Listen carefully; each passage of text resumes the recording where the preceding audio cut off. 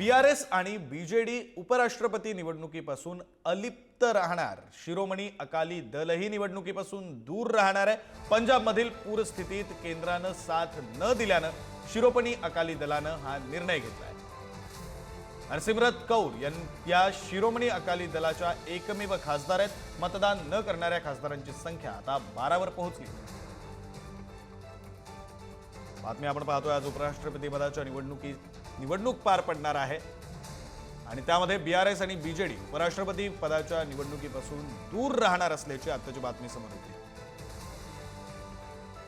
आपले प्रतिनिधी शिवाजी काळे आपल्यासोबत जोडले गेलेले आहेत, आपण त्यांच्याशी या संदर्भात बोलूया। शिवाजी, आपण काही वेळापूर्वी बलाबल नेमकं कसं आहे, संख्याबळ नेमकं काय आहे त्याविषयी बोललो। आता 12 खासदार आहेत जे या निवडणुकीपासून दूर राहणार आहेत, मतदान करणार नाहीयेत। काय परिणाम होऊ शकतो, कोणासाठी फायद्याचा आहे, कोणासाठी नुकसानाचा आहे?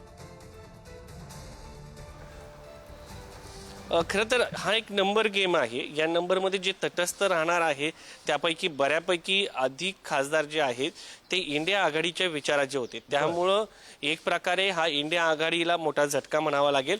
दुसरीकडे जे मतांचं गणित आहे त्याच्यामध्ये भाजपच्या मतांचा जेव्हा उमेदवार निवडून येईल, ज्यानुसार सांगितलं जातं जसे दावे केले जात आहेत आणि साधारणपणे जर पाहिलं तर एनडीएचं गणित सध्या आपल्याला भारी भरताना पाहायला मिळते।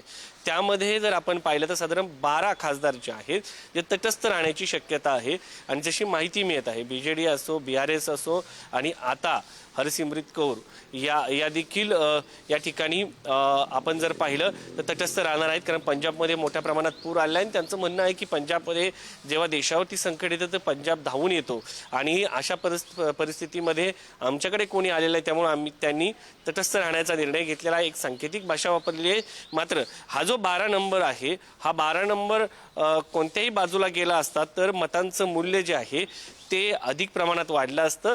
त्यामुळे कुठेतरी नंबर गेममध्ये जेव्हा विजयी उमेदवाराचं अंतर असेल ते मोठं दिसताना आपल्याला पाहायला मिळेल। खास करून भाजपसाठी एक महत्त्वाचा हा निर्णय असू शकतो। त्यामुळे तटस्थ जरी राहिले असतील तरी एक प्रकारे भलेही काँग्रेस आणि भाजप यांच्यासाठी यांचा कुठलाही फायदा नसता, म्हणजे आता तटस्थता ही देखील एक भूमिका आहे आणि त्यामुळे ज्या नंबर्स गेममध्ये जेव्हा फरक पडेल तेव्हा आपल्या लक्षात येईल की 12 नंबर जे आहेत ते निश्चितपणे धड भाजपकडे दिसणार नाहीत पण काँग्रेसकडे दिसणार नाही। मात्र विजयी उमेदवाराच्या दृष्टिकोनातून जर हे 12 नंबर काँग्रेसकडे ॲड झाले असते तर निश्चितपणे विजयाचं अंतर जे आहे ते भाजपचं कमी होऊ शकतं। त्यामुळं एक प्रकारे ही मदतच म्हणावी लागणार आहे। मात्र तटस्थ राहिल्यामुळं एक प्रकारे या लोकांनी देखील आपला निषेध जो आहे तो या निमित्ताने व्यक्त केला आहे। लोकशाहीमध्ये अशा प्रकारे सर्वांनाच अधिकार असतात।